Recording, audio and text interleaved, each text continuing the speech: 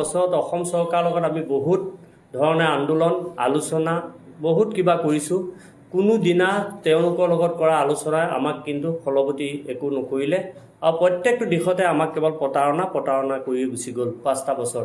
শেষ মুহূৰ্তত আজিৰ পৰা প্ৰায় 4 মাহমানৰ আগত আমাক শিক্ষামন্ত্ৰী ডাঙৰীয়াই মাতি নি পেলাই এটা নাচুত এটা শব্দ আমাক উপহাৰ দিলে, শব্দ বুলি ক'ব লাগিব, যিটো কোনো ধৰণৰ অপ্ৰয়োজনীয় কথা তেখেতে আমাক ক'লে। আমাৰ দৰমহাৰ 6% মাননি বৃদ্ধি কৰিম বুলি কৈ দিলে।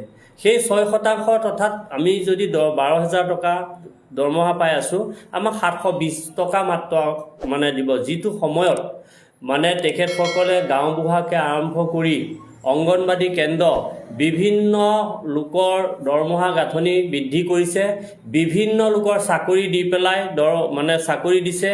অৰ্থাৎ সেইবিলাকৰ কিন্তু কাম কৰোঁতে তেওঁলোকে কোনো ধৰণৰ আপোনাৰ তেলৰ ৰয়েলিটি বৃদ্ধি কৰিব নালাগে, কোনো ধৰণৰ কাম কৰিব নালাগে। কিন্তু আমাৰ লগত আমাৰ পইচাকেইটা আমি এই মানৱ সম্পদ গঢ়া শিক্ষকসকলৰ পইচাকেইটা দিয়াৰ ক্ষেত্ৰত কিন্তু প্ৰত্যেকটো ক্ষেত্ৰতেই মুখ্যমন্ত্ৰী ডাঙৰীয়া এটাই বক্তব্য যে আমাৰ দৰমহাটো বৃদ্ধি কৰি দিলে তেলৰ দাম বঢ়াব লাগিব, বস্তুৰ মূল্য বঢ়াব লাগিব, এনেধৰণে নাচুত কৰি পেলাই আমাক গোটেই 5টা বছৰ কটালে। গতিকে আমি আজি এই সংবাদ মাধ্যমৰ জৰিয়তে আমি এই অসম চৰকাৰখনক জনাব বিচাৰিছোঁ, তেখেতসকলৰ কাৰ্যকালৰ এইকেইদিনৰ ভিতৰত অৰ্থাৎ মাৰ্চ মাহৰ ভিতৰত আমাৰ দৰমহা গাঁথনিটোৰ এটা পৰ্যাপ্ত পৰিমাণে বৃদ্ধি কৰিবৰ কাৰণে আমি অসম চৰকাৰক আমি দাবী উত্থাপন কৰিছোঁ। এই ইলেকশ্যনৰ আগমুহূৰ্ততে নটিফিকেশ্যন জাৰি কৰি পেলাই এক স্পেচিয়েল টেটৰ ব্যৱস্থা কৰি আমাৰ এই দুৰ্ভগীয়া শিক্ষকসকলক আমাক এই ব্যৱস্থাটোৰ পৰা যিটো আপোনাৰ আমাক কৰি আছে প্ৰতাৰণা কৰি আছে, এই প্ৰতাৰণামূলক এই ব্যৱস্থাটোৰ পৰা আমাক পৰিত্ৰাণ পোৱাবৰ কাৰণে আমি চৰকাৰৰ ওচৰত দাবী জনাইছোঁ।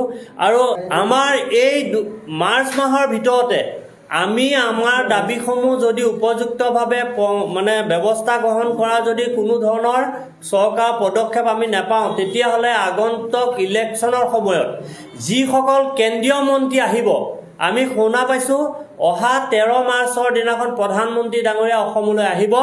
আমি সেইদিনাখন আমাৰ সমূহ টিউটৰে আমি প্ৰত্যেক জেগাতে য'তে আহে ত'তেই আমি প্ৰতিবাদ কৰাৰ কাৰণে ব্যৱস্থা গ্ৰহণ কৰিম। আৰু লগতে আমি এইটোও জনাই থওঁ আজি যে ইলেকশ্যনৰ সময়তে হওক বা অইন দিনতে হওক কেন্দ্ৰীয় মন্ত্ৰী বা বিভিন্ন আমাৰ এই প্ৰতিনিধিসকল য'তেই তেওঁলোকে কৰিবলৈ নাযাওক, মিটিং পাতিবলৈ নাযাওক, আমাৰ টিউটৰসকলে কিন্তু তাতেই প্ৰতিবাদ কৰিব। গতিকে তেনেধৰণৰ এটা বিশৃংখলা পৰিৱেশ যাতে সৃষ্টি নহয়, তাৰ কাৰণে বৰ্তমানৰ মুখ্যমন্ত্ৰী ডাঙৰীয়া এটা উপযুক্ত ব্যৱস্থা গ্ৰহণ কৰি ভাল পদক্ষেপ এটা ল'বৰ কাৰণে